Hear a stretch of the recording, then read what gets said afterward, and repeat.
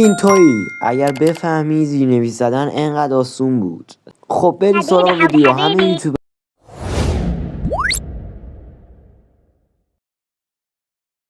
چی کار کنم که زیرنویسای خوب پیدا کنم؟ این یک سوال همیشگی برای محتوا ساز که چطوری یه زیرنویس عالی درست کنم. اما همیشه یا وقت نیست یا حوصله نداشت. اما این برنامه دیگه برامون راحت میایم داخل این برنامه و روی ساخت پروژه جدید ضربه میزنیم. حالا اون ویدیویی که میخوایم و میذاریم روش. من یک ویدیو انتخاب کردم. زبان اصلی ویدیوتون رو انتخاب کنید. من فارسی انتخاب میکنم. حالا آپلودش میکنیم. چند ثانیه طول میکشه تا ویدیوتون رو آپلود. بستگی به حجم و زمان ویدیو مصنوعی بچه ها بدون خطا براتون. خب بچه ها الان نگاه کنید که شرط میبنیم زیرنویس شده ویدیو. نیاز به زیرنویس پیدا میکنم. خب حالا میتونید از بخش بالا تاملاینشو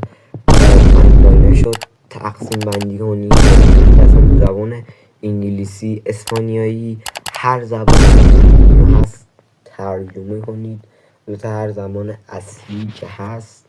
حالا شما میتونید بیاد از بخش استایل زیرنویس بلد نیست، پس این ویدیو رو ببین تا آموزش بدم.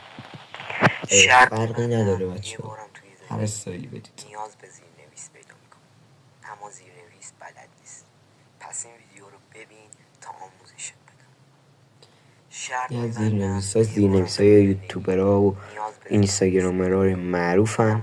بچه اگر این برنامه رو میخواید فقط کافیه کلمه‌ای که روی صفحه میبینید تو سرچ کنید و اونو دانلود کنید از گوگل پلی یا همه جا هم در دسترسه. بچه ها کاملا رایگانه و شما 1000 تومان هم هزینه نمیخواید بدید. تا ویدیوی بعد بدرود.